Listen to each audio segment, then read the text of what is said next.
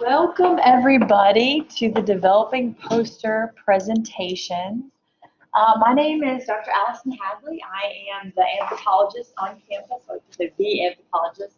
I am my own minor, and I'm in the Department of Social Sciences. So if you're interested in taking some anthropology, my specialty is archaeology, and archaeology of North America. So if you're interested in taking the anthropology in the future, just let me know. So why are you all here? I did a poll earlier to see if folks had signed up for the LBV conference. The majority had. A show of hands again, who all has signed up or is going to sign up for the LBV conference this semester? All right, great, good.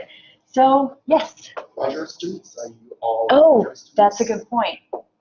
Everybody undergraduate? Raise your hands if you're undergraduate? Okay. So who's a graduate student? Sorry. And the undergraduates. Okay, and the undergraduate. Okay, great. Well, that's a great distribution. So why do a poster presentation? Because most conferences give you the option of either doing a poster presentation or a paper presentation, right? So you guys are thinking about a poster, obviously, because you're here to the poster session. So why a poster? Well, with a poster presentation, your visuals are more important than, or the most important part of your talk, I'd say. There's an interactive component. So you can bring, let's say if you're in engineering and you have a robot, you can bring your robot and do a demonstration. For me, for archaeology, I could bring an artifact or something like that to show people. And so it's a little more interactive. It's also a really good way to get feedback from colleagues, from professors, from other people. So if you are working on developing this research project, the poster is a good way, or the poster session is a really good way to present your data.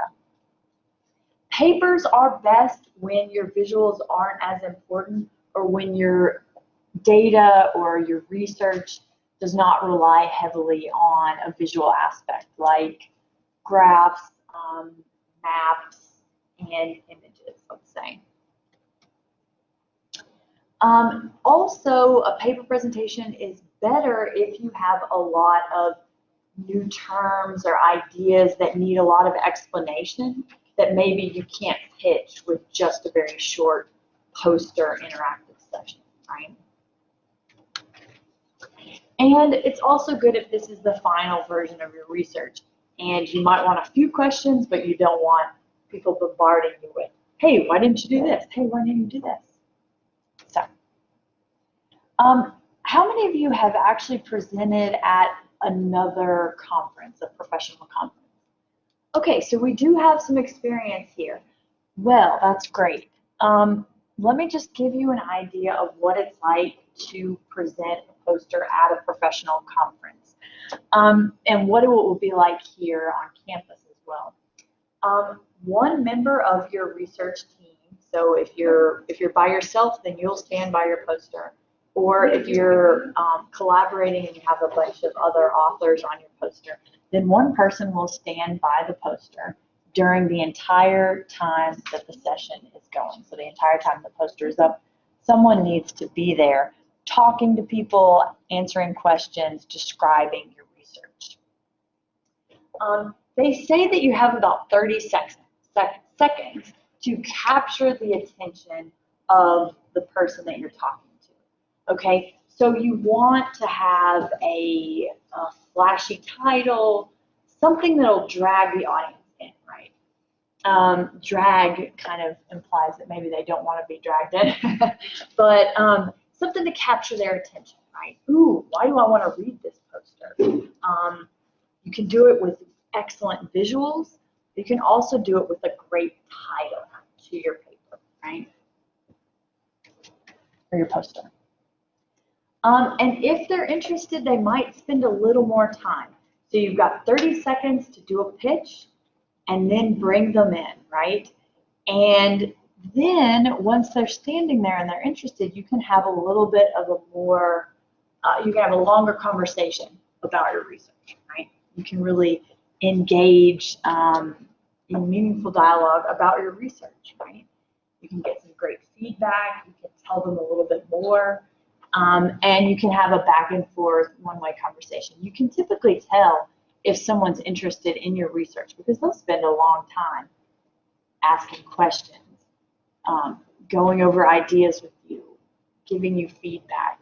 And sometimes people are just, all right, let's get the gist of it. Okay, moving on, let's get the gist of it.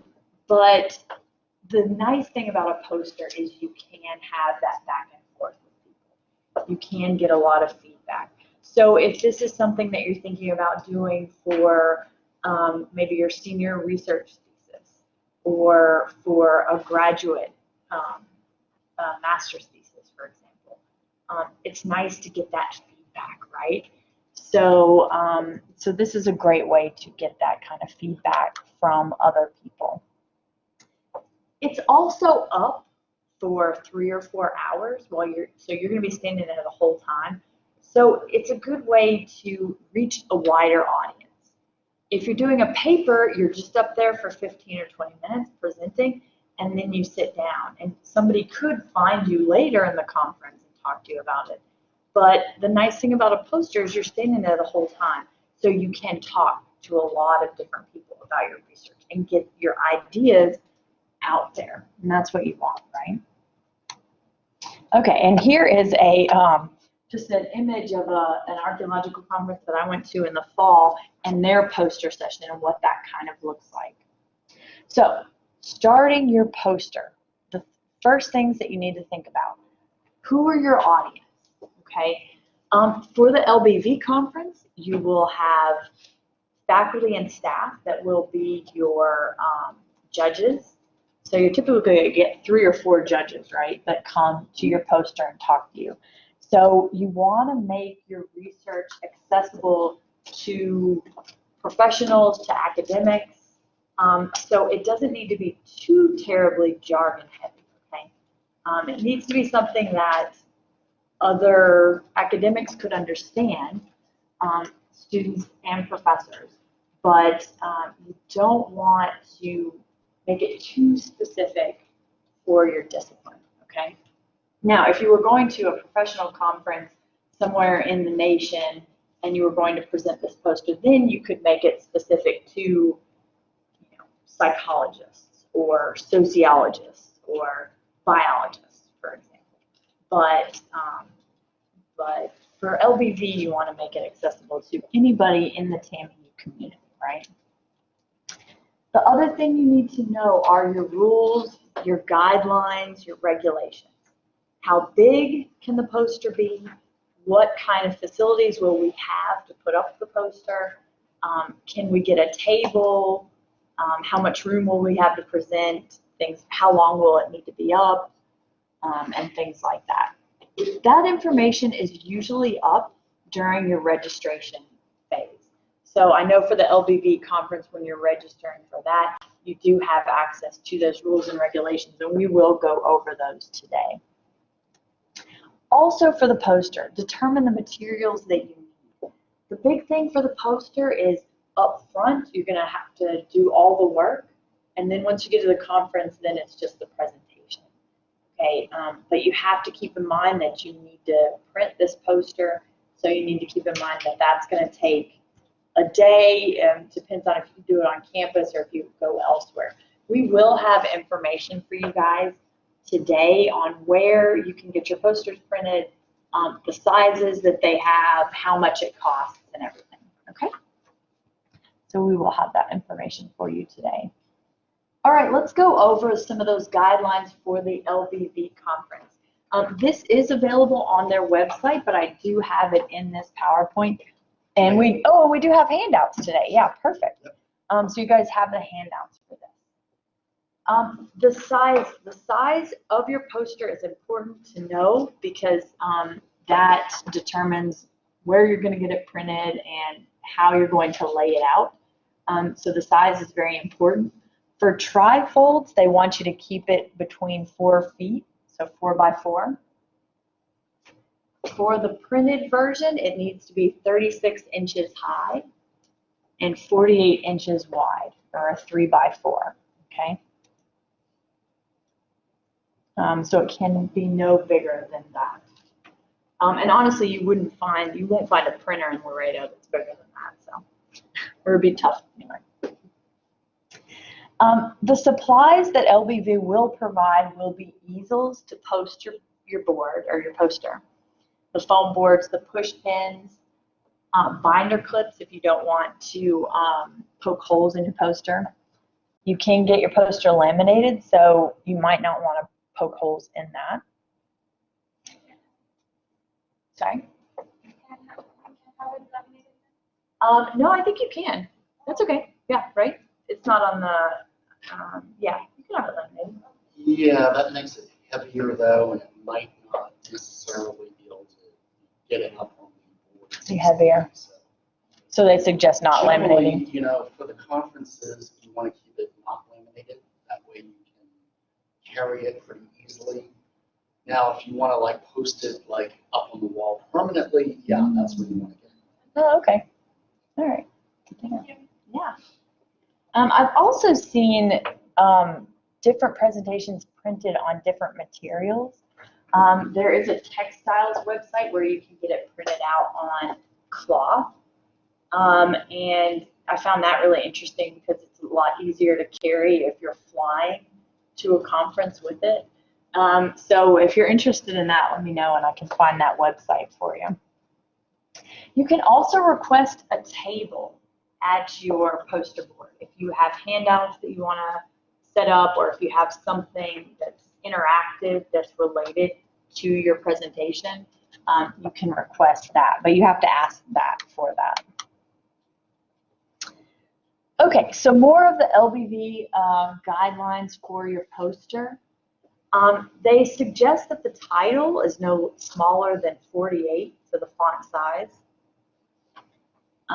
Your authors need to be smaller than, or no smaller than 36 for the font size. You have to put your abstract in your poster presentation. Okay, that's not the case for all conferences, but for the LBV it is. So you're going to want to put that up, but that needs to be about 22 or a little bit larger, okay? And the text must include an introductory statement and the summary of the project. Okay? So at the very least, you need to present that. And that's pretty basic, yes. What is the size recommended For the text, for the introductory statement in the body, it depends, but for a poster, you really don't want to have more than 10 sentences, and it needs to be something kind of that you can see farther back that'll catch their attention. So, so the size varies depending on the size of your poster. But I have in a few slides later kind of the recommendations for how much text to put. It's not very much. It's only like. Do we need to put like a works cited or your sources on the poster? So that's not one of the requirements, but I would suggest doing that. Absolutely. If you do like a QR code, would that be fine? I actually have something in. Yeah, I think a QR code is a great idea. It's a great way to do that. So we'll definitely cover that. Yeah. Yeah, the QR codes, that's making life so much easier, right? You don't need handouts necessarily that are physical. You can just have the QR code, and if you want to know more, go to that. I love that.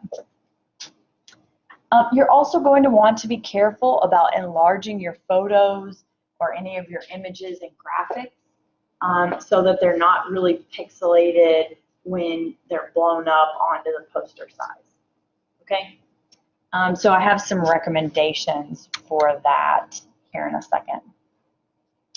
More about the poster requirements, and this part is more about what you do when you actually present it. So you have to be there at least 30 minutes before the poster session. Okay, so you're going to want to get there early with your poster, get it set up, and get into conference mode. The authors must be there the entire time to present, because you're going to want to be there in case one of the judges walks up or if somebody comes in and has questions about your research, right? And then after the session is over, and I believe the sessions are 3 hours, 3 or 4 hours. I'm not sure. I didn't catch you. Yeah, I know. I don't. I think it's an hour and a half. Actually. Oh, okay. Okay, so professional conferences, yeah, they're a little bit longer. So the archaeological conferences that I go to, the poster sessions are about 4 hours long. So you do need to stand there the whole The time. conferences I go to, they normally have them like during happy hour. Oh, that's a good idea.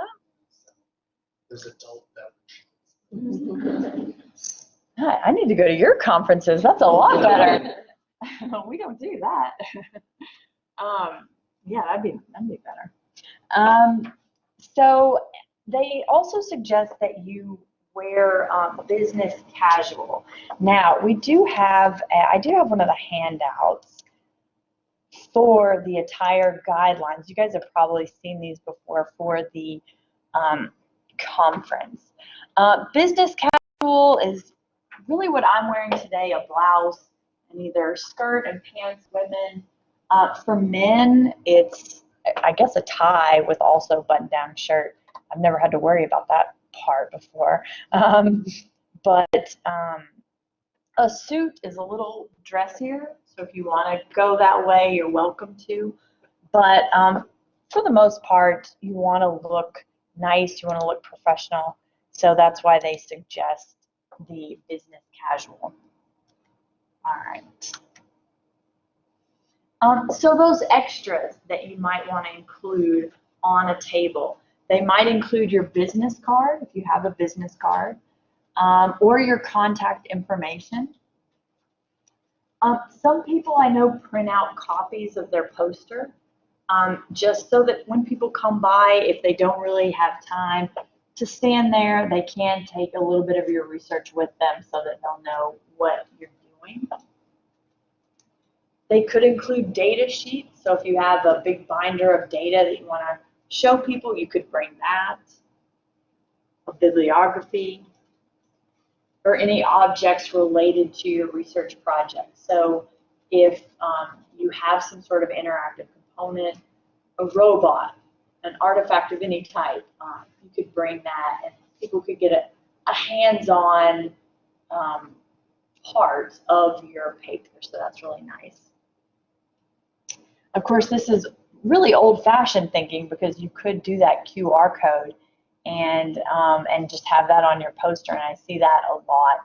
I have a few images of the posters from recent conferences that have QR codes, and so that can connect to almost all of this information, except for maybe objects related to your poster. Okay, any questions about that? Anybody have an interactive component where they could bring something that you're thinking about doing? Okay. What was that? I'm sorry, what was that? Does anybody have an interactive component to their research that they might want to bring for a more hands-on experience? So I don't know if that is like ask you. So Yeah. we're focusing on this like FMC, the Feed My Starving Children, and how international fair trade has. So that provides jobs for others in those critical countries. And like, would it be appropriate for us to display like the bracelets or the jewelry with some items that the artisans, that we get so that we can provide? Yeah, I think that would be appropriate. Yeah, Okay. yeah, that's a great idea. Did somebody else have a? No robotics in here? Yes. Okay, so my research is about bilinguals and multitasking. Basically, like, on my research, I'm doing like kind of measuring multitasking by the competition of a task, and I rate the task. Yeah, that'd be great. Like Yeah. the parts and people to see like how it works. That'd be perfect. Yeah, that's a great example. Yeah. Yeah, that's good. And this gives everybody just one more, just a little more information about your research, right? A little more insight into it. A survey is a great way to get people engaged in what you're doing. Okay, so starting your poster. First, you want to create an outline or rough draft of your poster content. The abstract is a great way to start this because theoretically your abstract is that kind of written outline of your paper. So this will give you a bit of an organization to really start with, right?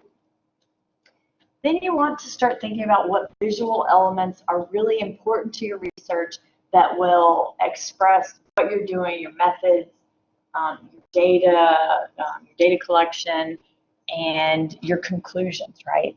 So what graphics are really important to your research? Because that's what the posters are all about, right? And we can work on this after I get done talking, kind of lecturing in the first part.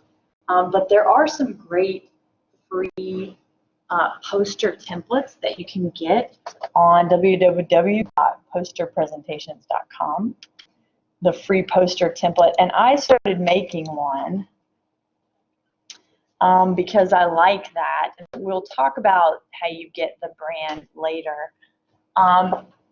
And the colors. These are TAMIU colors. But they come in all different colors. And I like this template because it gives you, if you zoom in, it gives you instructions for putting material in, adding photos and images and making sure that they look good when they're printed. It also, let me zoom out here. It also gives you guidelines, so you already have the abstract, kind of the subheadings that you're going to use. So it's already nicely laid out. I added all of this, my title, that's what I researched, my name.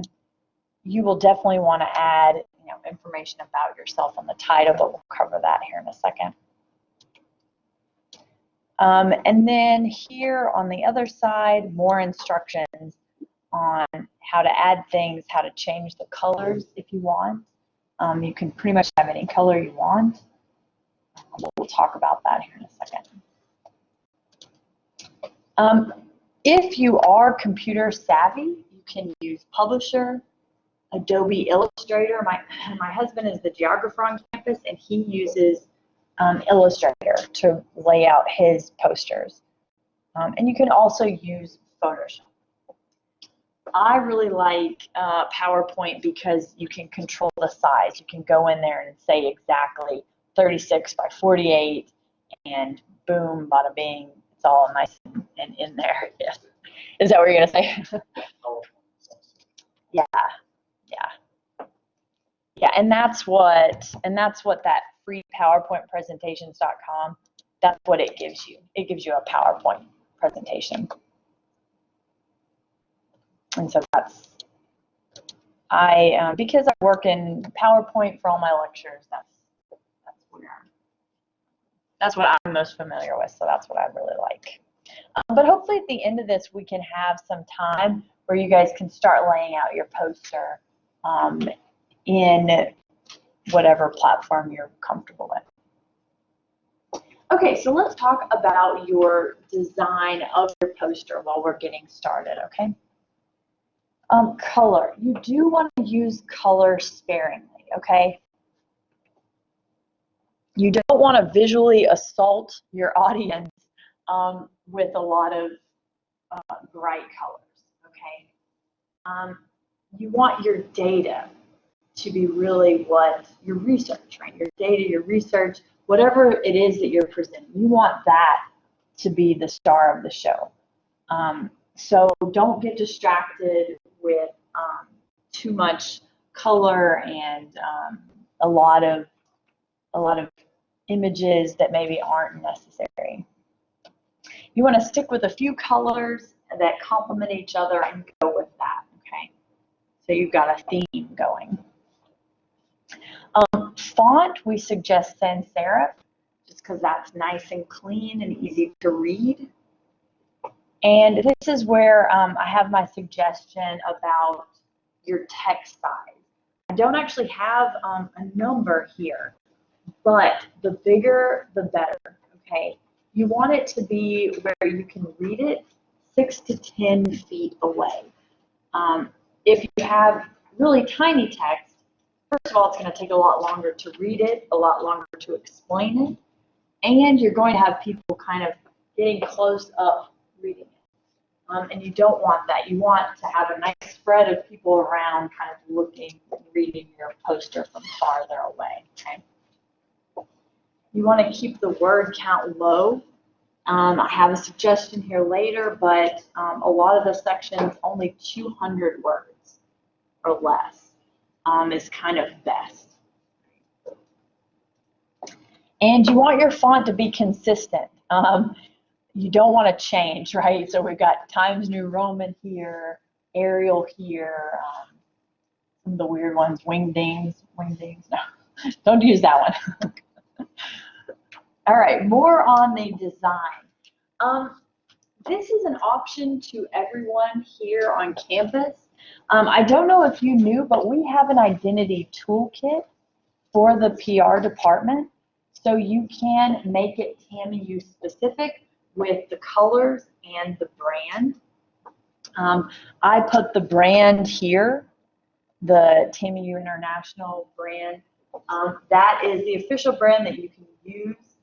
There are other logos that you'll see, but they're all specific to whether or not the president uses them or different offices or athletics. The brand is this one here, and it is the one that you can use on your poster presentation and your paper presentations if you want. Okay, let's see. I'm just going to take you to this website. Oh. I don't know if I can do that. Let's see. Let's see here. Here's the identity toolkit for TAMIU. And this is really nice because there's the brand. If you want to use the brand, you just email the PR office. I've got their emails, and you can show it. You also have official university colors. So if you wanted to use the official TAMIU red, or I guess that's Auburn, or maroon. We're maroon, right? You can get the actual RGB colors, and you can change that. And I can show you, if that's something you're interested in doing, I can show you how to do that. Anybody? No. Okay. Then you can have a color palette that's TAMIU specific. It's kind of nice. And that's what I did here. I went to the design.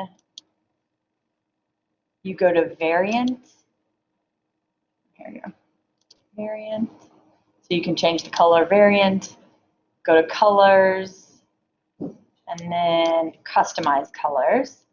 And you do, for the accent color, go down and change it to the RGB. So you can change it to that tanning and maroon if that's something you're interested in.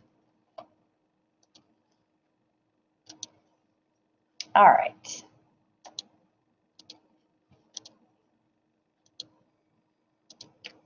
Next. More about the design. So you're going to want to, when I showed you my poster layout, it showed you the columns. You're going to want to have those columns to give it structure. So your abstract will be in a column, your summary of project will be in a column, your methods and all those will be in their own section and within those columns.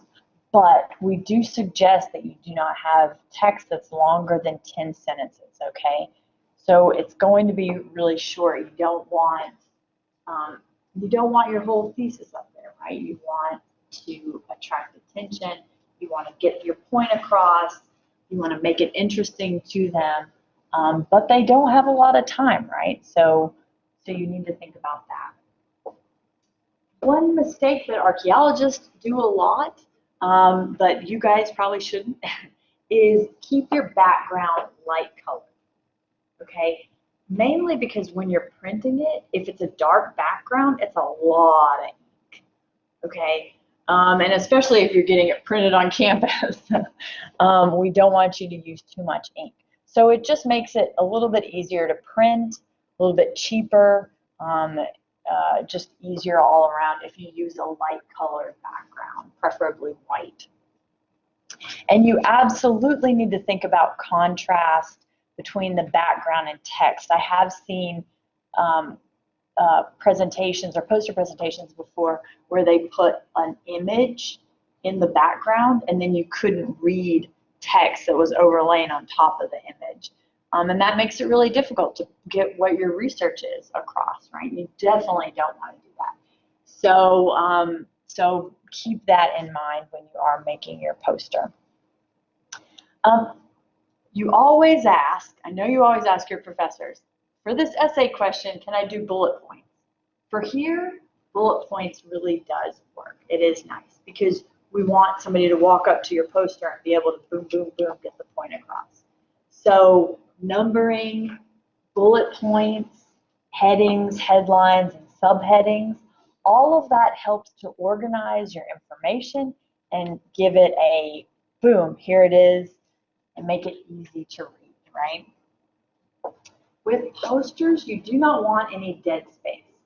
So you want to fill up your space. Don't have big blocks of areas where it looks like text should be, or an image should be, or something like that.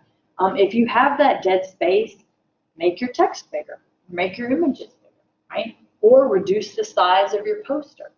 But you don't want to have any dead space for the poster because visually that just doesn't work, right? Be sure to label everything clearly. So any text needs to have some kind of heading. What is this text? What's it related to with my research? Images and graphics, all of that needs to be clearly labeled. Okay, this is what this graph is relating to. This is what this image is relating to. Keep it clean with simple colors, background, and font, okay? For your title, you want it to be something that is eye-catching, okay? So find something that's interesting about your research and throw it in there. It needs to be catchy, right? It could pose a question. It could define the scope of your research. That's where I go always. I'm always like, South Texas smoking pipes. That's my research. So I just always throw out the scope of the research. Or you could hint at a major finding. So if you feel like your research discovered something significant, you could hint at that in your title, right? And that's a great way to also reel folks in. Keep it short, sharp, and compelling. Here again is a great example of maybe what not to do, because this is a really long title. It's almost a sentence long. It may be hard for you guys to see that, but don't use all caps, right? But that's kind of an easy one. Here's a QR code too. There's a QR code in that poster as well. So for your layout, it needs to have some sort of logical layout. So it needs to move from left to right, just like you're reading it. Otherwise, your judge or the attendee is going to get a little confused. And it needs to have some sort of logical flow. So start with your abstract, then your introduction, your summary of your project, your methods, your results, and your conclusion, right? You want it to flow in that way, in that order. Otherwise, they're going to get a little lost, right? And I have seen posters that were not well organized, and you didn't know, your eye didn't know which way to go and what to read next, and it just gets you frustrated, and you're just, okay, I'm moving on to the next poster. I don't know what's happening. So that's an important thing to note. Those subheadings really do help, right? So they really do explain, okay, this section of text relates to my abstract. This section relates to my methods, things like that. You can also use numbering and arrows. I have seen that, but I really like when people number their sections. And then you know exactly, okay, 1, 2, 3, 4, 5, 6. That's where my eye is going, and that's what I'm also reading. So it makes sense, right? And arrows are another great way to flow through it. Okay, getting into more specifics about word content. Pretty much for all of your sections, you want to have less than 200 words, which isn't a lot, but you don't want your posters to be too wordy. It is the most common mistake.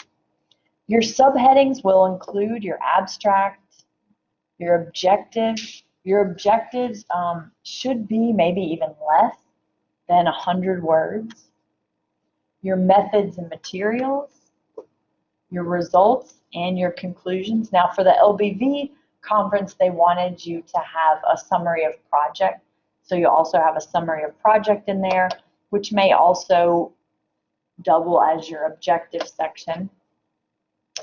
Additional subheadings you might include an introduction, your references or your citations or your bibliography, and acknowledgments. You might want to thank, especially if this is the final version of a thesis or a senior thesis, you might want to thank your professor, your advisor, your committee, anybody that helped you collect data, anybody that helped you analyze your data, things like that. Okay, any questions on that?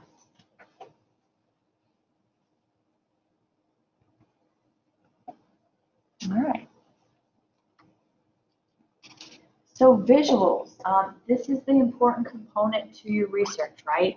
So you do want to incorporate diagrams, graphs, and images where it is appropriate, but you don't want to make it too cluttered, okay? So they need to relate to your research and be an important component to understanding your research, but don't add too much. The best files to use if you're using PowerPoint is to save your files as a PNG. And you want your pictures and images to be at least 150 DPI, okay? And that PowerPoint template that I have, that I got from the free poster presentation, it suggests that when you're zooming in, that your image should look clear at about a 200% zoom. And then that guarantees that it will print nicely, okay? But you don't want to get to print it out and find your image to be highly pixelated or just not working, right? Because that is the important part. Your visuals are the important part of this. Watch out if you're pulling anything from online and pulling it into your presentation. You want to watch out for copywriting and for low resolution. I would suggest, since this is your research, just not to do that at all. Just use the images that you've taken that relate to your research, the images, the graphs, pretty much anything that you're making. And that way you know, this is not copyrighted at all, this is mine. And as I've already mentioned, you do need a label for all of your images and your graphs.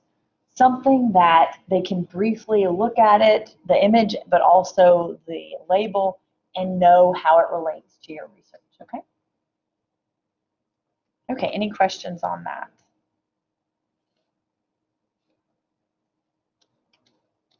All right. Edit. This is a mistake I have made in the past, going to the printer and printing a poster that has errors in it. What a horrible feeling, right? So edit, edit, edit. Have every research member or part of your team go over the poster, look for errors of any kind, particularly in the title. That's the worst when you have one in the title. Check for typos, spelling errors, inaccuracies, any kind of issues that you have with your data. Double check your size too before you go to print. So you want to make sure, okay, this is smaller than 36 by 48, that you are staying within the limits. And also double check your visuals to make sure they're not too pixelated.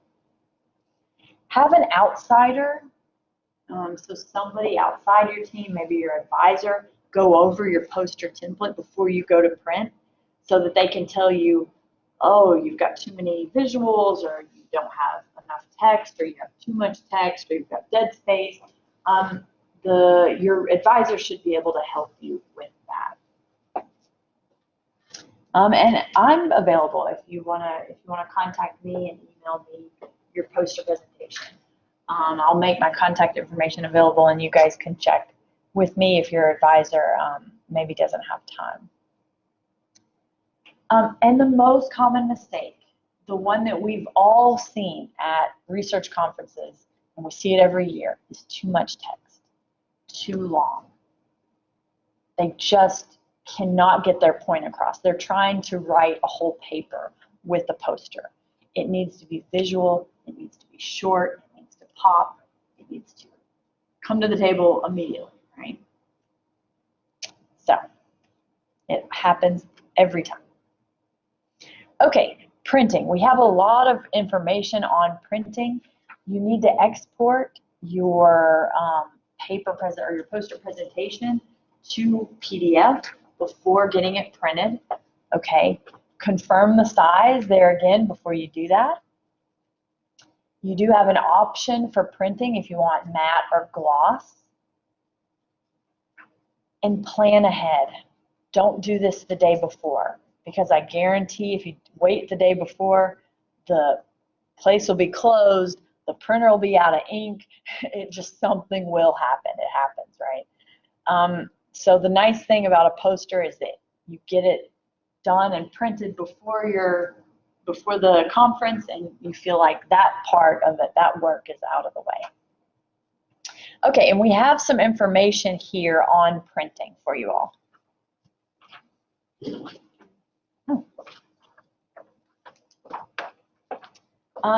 So you can, where I got that free template, poster presentation. Actually, I have this.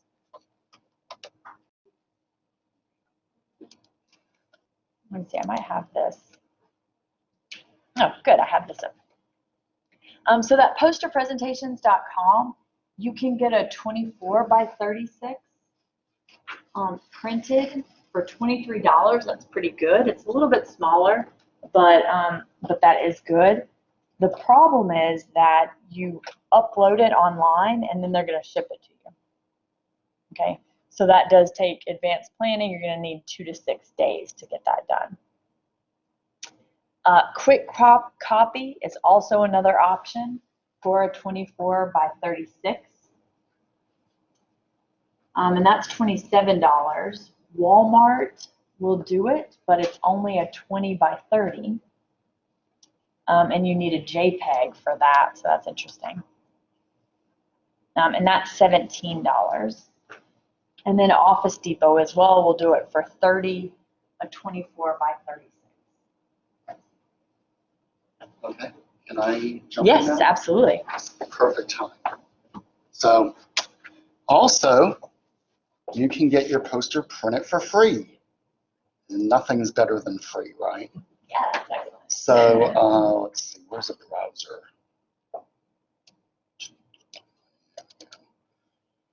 So, my name is Ken Tobin. I'm the director of the Center for Earth and Environmental Studies, and otherwise known as SEAS. And let me show you, we've been printing posters for, about a decade now. And this is a completely free service to both faculty and students. I think we printed out about 400 posters. But there's some guidelines that we need to follow if you want your poster printed. One thing I need to state kind of categorically is that, we do this kind of as sort of an extra service. So we cannot necessarily guarantee requests that come in like the day before or even the same day. So to be guaranteed that you're going to get your poster printed, we need to have at least 1 week lead time. And so that's because we're busy, we got all these grants we're working on, and we got other things going on. We need to plan accordingly. So yeah, 1 week, if you're gonna go have a presentation, say for LVB, that's April 8th, you need to get your poster in and request indices like the week before, like on the 1st. So it works through this request form. So what you're going to do is you're going to fill out this request form, all these items that are required. As I said, faculty are perfectly, we support faculty and student posters. You're going to upload your file using this button. Note that there's a 25 megabyte maximum size. So if your file is bigger than 25 megabytes, God, I hope it isn't, but if it is, you might have to put it on a flash drive and kind of bring it over to my office physically, and we'll take it from there. Back to this. So for students, basically the process is like this. You'll fill out the form. You'll indicate your faculty mentor. I will contact your faculty mentor to make sure that you indeed need a poster printed for a conference. And if they get back to me, I'll go, yay, and then the faculty mentor will let you know that you've been approved to print a poster. Then, we will then go ahead and proceed and let you know when it's done. So that's kind of the process. Basically, we need to get the faculty to your mentor to kind of validate that you actually will be needing this for a research conference. So if you just show up on your own, we'll say, look, we'd like to help, but you need to go through your faculty mentor first. So yeah, that's one thing, and the other thing is the 1 week, getting it ready at least 1 week before you're going to need it. We print out posters up to 36 by 48 inches, which is the size for LVB, so that works out nice. We print out posters not just for LVB, but national and international conferences. This service is available to any student or faculty who's going to go off to any conference. Note that we do not print out posters for class projects. I've had a class of 30 all wanting to get a poster printed, and I'm like, it's not really fair. We don't support class projects. We're not printing out posters if you want a poster for your club or something like that. It's just for research conferences. There are special instructions for LVB and pathways. Basically, that will all go through your mentor. We print out posters on plain paper generally. We do have glossy paper for if you're going to a national or international conference, you can get that on request. We support formats, PowerPoint, PDF, Photoshop, TIFFs and JPEGs. Minimum 144 DPI. And then at the end, we ask, since we're doing this for you for free, we ask that you acknowledge that we have printed your poster with a statement. All right? So it's a really cool service. Bottom line, though, is that you can't get it done the day before the conference. You need to do a little advanced planning. We generally need about a week lead time to do this, and you can't get this done just by showing up on my doorstep. It needs to go through your faculty mentor. So what you could do is you can fill out the form and indicate your faculty mentor, then I'll contact the mentor. The mentor will contact you, and then we can proceed. All right? Any questions? All right, thank you. Yes, you can have it back. Yeah, that's a great service. I didn't know faculty could do it. I'm Oh, yeah. coming over now. There you go. The other place that I forgot to mention, we do have another place you can get a 36 by 48 printed in town. It's Blue Top Digital. It's over on Hillside and Springfield. And they're $36 per mat. So you do have some options in town, maybe day before, a couple days before, but then if you can get it in advance copy, you have the free option, which is great. Right? But printing is the big thing. You're going to want to get it printed ahead of time and get that out of the way so you're not worrying about that the day of, right? Okay, presentation tips. Have a one-sentence introduction ready. What is this poster about? What is my research about? So that you can give that to them, to the judges or to students or any other faculty and staff that have come by to see your paper, right? You want some kind of introduction that brings them in, right? Then you also want to have a 2 to 5 minute description of your research. They call this the elevator pitch, so think about it like you're stuck in an elevator with somebody for a couple minutes. It's a big building if it's 2 to 5 minutes. But you want to be able to convey the meaning of your research, what your research is all about, how you did it, and the conclusions that you came to, right?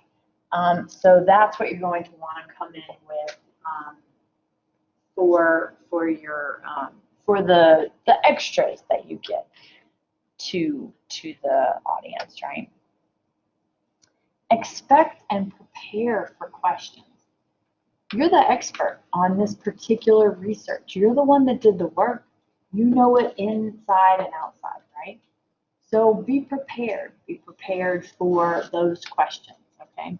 Because there will be questions. That's the big thing about the poster session, is you always have that interactive conversation with people that want to come up and know more about how you did it, why you did it, and what you found out, right?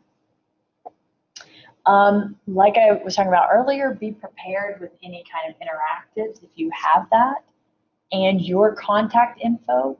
I can't tell you how many times I've gone to a poster session and I've come out directly going to my email and emailing that person to get more information. And that starts a conversation. For you guys, it could be a conversation that leads to graduate studies and finding someone that you want to work with in a graduate program. So that's exciting, right? And as we were talking about earlier, use the QR code. That's a really nice way to have an interactive component to your research that people can immediately connect to more information or your contact information or your data or your references or anything really. So that's kind of nice. All right, and that's pretty much it